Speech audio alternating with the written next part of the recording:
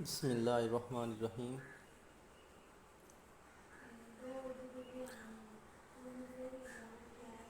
جب امیر ناصر الدین اس دنیا سے رخصت ہوا تو چونکہ سیف اللہ سلطان محمود نیشا پور میں تھا۔ اس کا چھوٹا بھائی امیر اسماعیل اپنے باپ کی نصیحت کے مطابق بلخ میں اس کا جانشین ہوا۔ امیر اسماعیل نے دلوں کو مسخر کرنے کی بے حد کوشش کی، باپ کی جگہ شدہ خزائن اہل لشکر میں تقسیم کیے، سپاہیوں کی دلجوئی اور خاطرداری میں کوئی کسر نہ چھوڑی، مگر ان تمام رعایات کے باوجود احسان فراموش فوجیوں کی لالچ روز بروز بڑھتی جاتی تھی اور روزانہ اہل لشکر نت نئے مطالبات کیا کرتے تھے اور سلطان اسماعیل کے قابو میں نہ آتے تھے۔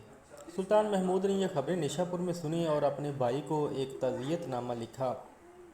محمود نے ابو الحسن حموی کے ہاتھ امیر اسماعیل کے پاس وہ خط بھیجا اور یہ پیام دیا کہ امیر ناصر الدین جو ہم سب کے پشت بنا تھے اس دنیا سے رحلت کر گئے ہیں اور ان کے بعد تم سے زیادہ مجھے کوئی عزیز نہیں ہے۔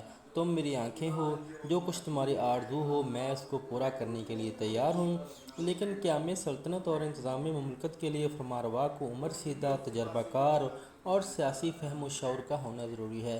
اگر تم میں صفات ہوتی تو میں تم سے زیادہ کسی کی اطاعت اور فرما برداری کے لیے راضی نہ ہوتا۔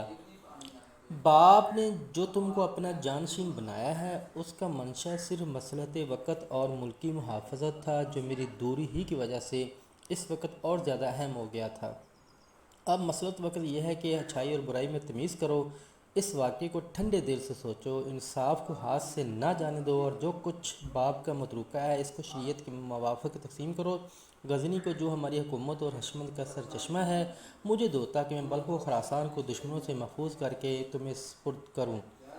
سلطان اسماعیل نے بھائی کی نصیحت نہ سنی اور مخالفت پر اڑا رہا۔ سلطان محمود نے جب دیکھا کہ زبانی نصیحت سے کام نہیں چلتا تو اس نے مشہور مثل کی آخری تنبیہ مار ہے پر عمل کیا اور اپنے چچا معز الحق اور چھوٹے بھائی نصیر الدین کو اپنے ساتھ لے کر نیشا پور سے غزنی کی طرف چلا۔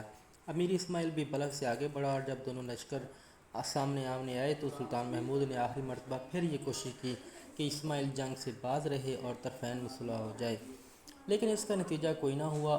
اسماعیل بدستور اپنی ضد پر قائم رہا۔ محمود نے آخر اپنی صفیں سیدھی کیں اور اسماعیل اپنی فوج کا ہر پہلو مضبوط اور درست کر کے کوپیکر ہاتھیوں کے ساتھ سامنے آیا۔ دونوں طرف سے جنگ کا بازار گرم ہوا اور میدان میں خون کی ندیاں بہہ گئیں۔ آخرکار سلطان محمود نے اپنے کلب سے نکل کر حریف حملہ کیا۔ اس حملے سے دشمن کے لشکر میں ہلچل مچ گئی اور امیر اسماعیل کی فوج پریشان ہو کر بھاگی اور غزنی کے قلعہ میں بند ہو گئی۔